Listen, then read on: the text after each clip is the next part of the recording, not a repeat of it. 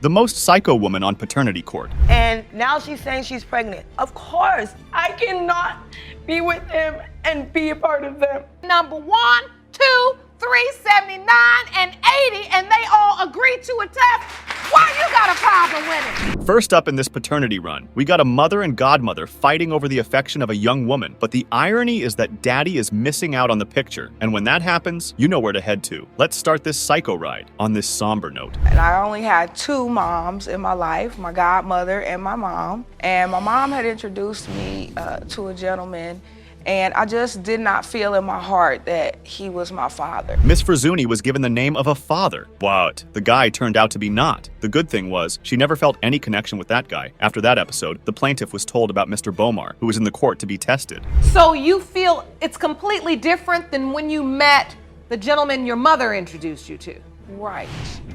And that's pretty much how I've always felt ever since I met him. And your godmother, who's here with you today, she believes he is your father. After listening to Miss Frazzuni, the judge called up the co-plaintiff, who told the court about how she herself was intimate with the defendant, and both created a false story to sell to Miss Bailey's daughter. Well, the defendant didn't like this narrative and responded like this. For that, 30 years right. ago, All why right. did she just bring it up last year? Is there a reason why you just brought it up? To stick another dagger in my back against my daughter. As far as stories people have told her, that's just what they were. Miss Bailey testified to the court that there was no way that Mr. Bomar could be her daughter's father, as she was intimate with multiple people at the time, including her friend at the time, and she blamed Miss Hallams for the reckless choices she made. She was 21 years old. Maxine was 30.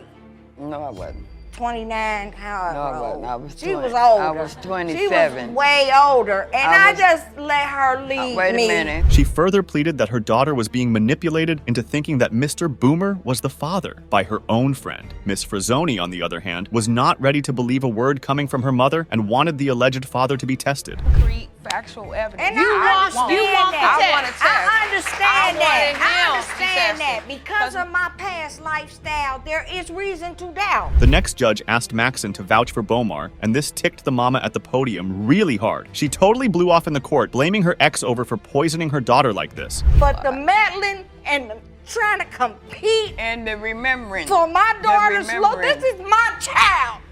I had her. She wants to and know you need who- to stay in your lane. Oh, the woman went ballistic in a matter of seconds. Maybe she was a little paranoid about sharing her own daughter with another person. Miss Bailey was screaming at the top of her lungs. Even Judge Lake was stunned at the show going on in her own courtroom. You ain't never been a mother. You should have went and had a That's baby. right. Tell Listen to that. the judge. Lady! Listen to the judge, and you listen to the judge. Lady! Order in the courtroom. Jerome stays between them, or Maxon might lose her hearing today. Okay, all of this was also unacceptable for the judges, as a 20-year-old woman was standing crying, while her loved ones were busy fighting. Now, you all can keep arguing and fussing and rehashing your own personal issues, because I hate to tell you, all this back and forth, it's obvious to me and everybody in this courtroom that it don't have nothing to do with her. This back and forth is clearly going nowhere, so the judge got the alleged father in the court, who told the judge how he had no idea about the young plaintiff, but since they got connected, and by now, they had developed a bond with each other, Mr. Bomar was also hoping to be the father. Let's see what the DNA result holds. When it comes to the paternity of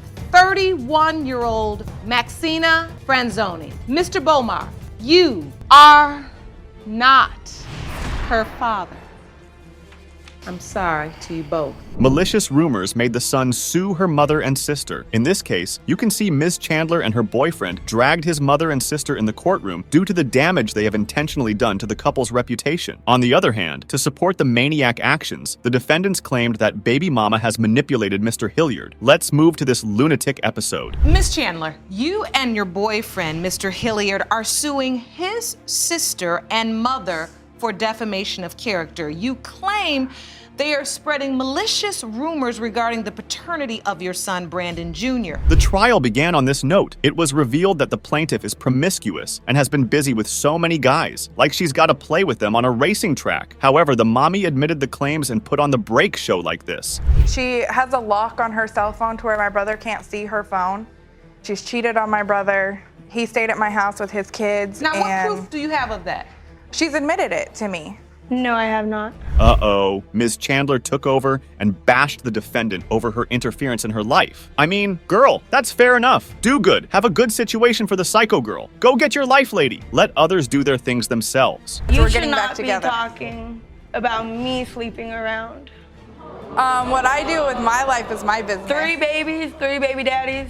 I got 3 babies with the same man. Okay. Even after that, the supposed auntie didn't stop to put her leg in the middle and asserted that the child's mommy has been dating some other guy when his brother was away. But Judge Lake had to spill the beans that she needed to keep her nosy behavior shut down for good like that. A guy that she lived next door to, she started dating him when my brother went to California. That's why you and your mama decided that I was a bad person because And I don't even know why you're over there talking in the first I took place. Brandon away. Oh my. Here came another out-of-mind person in support of the defendant. The alleged granny claimed that they were robbed and his son had also left them helpless. But Ms. Chandler denied her claims and asserted that they always go nuts when things come to her. So it seems she has brought just more drama to this testimony instead of a sense like this. You're the one that told me Whenever I don't got need pregnant- a family, I have a family. That's right. Yeah. Because you turned your back on me, attacking me, coming to my house, trying to take Then my why don't you stepson. keep that tater trap of yours shut? Despite these accusations, it was revealed that Ms. Hilliard had said crap about babies and claimed that Ms. Chandler's babies can never be her grandchildren, even if the DNA test determines that they are. Oh, so why is she holding up crazy grudges against baby mama? Or they both have gone crazy for real? A punk! You told me they can never be a part of you, even if this test comes back that it's your grandson, right? I never said that. You and Gina. You and no. Gina. Yeah. No, I have told you that. Up next, the plaintiff told the court that the defendant's never-ending and lots of drama has split the family apart. And yeah, I have to say that too. No one can tolerate that much torture. When are you together? You do a This lot. drama. You and him This broke drama. up because of you, This drama. not because Split of us me. apart. Because 4 years of this. Oh my. Guys, hold your ears because what next you are going to hear will definitely blow your mind. Ms. Hilliard, have you lost your mind or are you even in your senses? I mean, I am wondering if they even have the court's environment toxic. What could they have done at their home? Do you feel like Miss Chandler uses your grandkids as pawns? Yes, ma'am. Just to get whatever she needs out of Brandon. Back and forth accusations were not helping in solving this exhausting family dispute. So Judge Lauren dismissed them and asked to get those results to settle this conflict once and for all. Let's watch if the DNA results will be able to change both grandma and aunt for babies. In the case of Brandon Jr., Mr. Hilliard, your wait is over. You are the father. Thank you. Now apologize.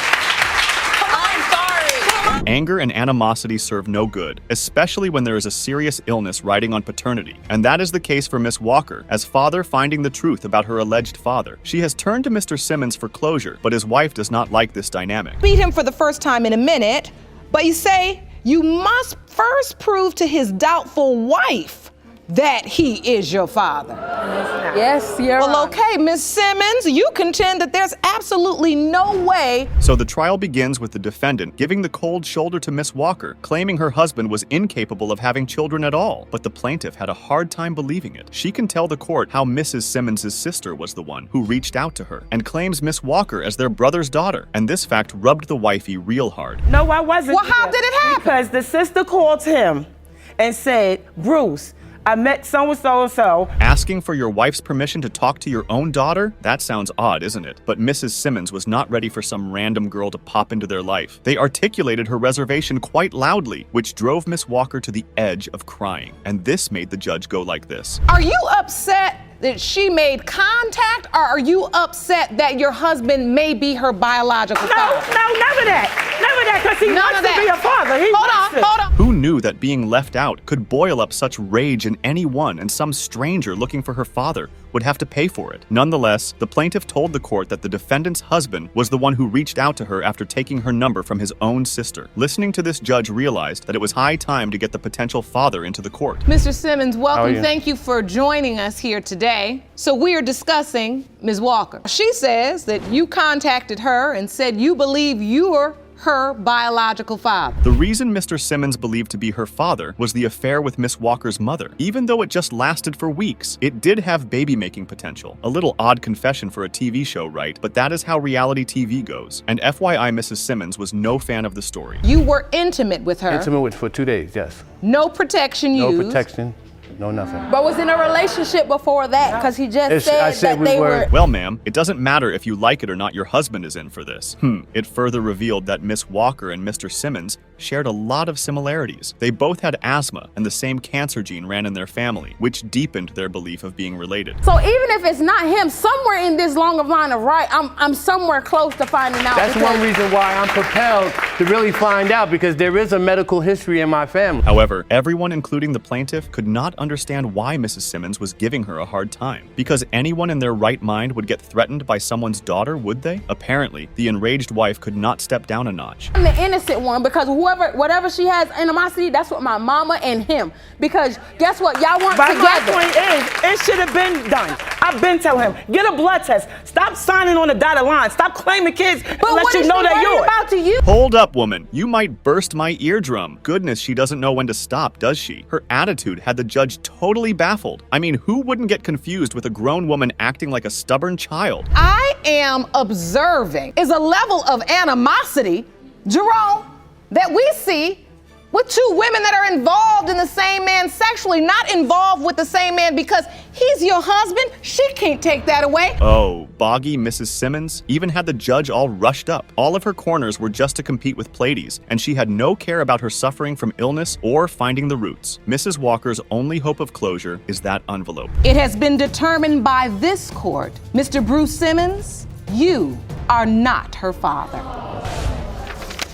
To determine about the deceased son's legacy, Ms. Bank came to the court in order to discover whether what Ms. Hawkins alleged is true or a big hoax. The supposed grandma claimed that the baby mama is just trying to pin the baby on her deceased son, whereas the mother alleged that Mr. Darrell acknowledged the paternity, and his mother is just denying the child out of spite. Let's move to the case. Ms. Banks, you say the defendant is pinning her baby on your son, Darrell, who was tragically murdered before her child was born. The trial began with Miss Banks's explanation of why she is denying the baby Jasani. It turned out that before his tragic death, her son expressed paternity doubts. She claimed that they had a wishy-washy relationship, but how does she know so much about them? Was she playing with them? We were really close. We talked all the time, every day. Jada met my son on Facebook, and she came and moved in with him the same day that she met him. They were dating, and they were off and on. They kept breaking up. Next up, Mommy testified, and while giving the relationship recap, she stated the whole opposite story. It slipped out that the potential baby dad acknowledged the paternity, and they had goo-goo eyes for each other that made her certain that Mr. Darrell is the father like that. And I had a strong relationship. We were on and off. I loved him very much. He loved me very much. When I told him I was pregnant, he wanted me to keep it. We got back together and we started working on it. As the trial proceeded, it turned out that grandmother thinks that Ms. Hawkins is the reason behind all of her devastating loss because she was the last person who was with his son before his terrible death. Oh, come on, ladies. What are you holding on to each other? Watch how things went off with this testimony. Correction, I was not the last person to see him. The people that did that was the last people to see him. You're right. She feels like I'm the reason her son is dead. That's how she feels. You're really the reason your son is dead. I'm not the reason he's dead. The frustrated plaintiff revealed that the defendant didn't even name her son after Mr. Darrell, and it is causing doubts regarding the baby's paternity, whereas baby mommy explained the whole part of her side that led to heated up the situation like this, and there's nothing that could stop Granny and Mommy. Darrell told me out his own mouth, he don't want his son. I said, if it's a boy, do you want him named after you? I don't like my name, give my son his own name. That's what I did. But not only that, my son's whole name is Jasani Darrell Ray Daniel. Over and over, things were getting more intense. What Ms. Hawkins claimed next will blow your mind. It looked like the plaintiff, whatever the plaintiff was doing, was due to the biggest loss she had to face. But why threaten anyone? Well, that's what psychopaths do. Darrell had just passed. She was going through a lot, calling me, picking fights with me, threatening me.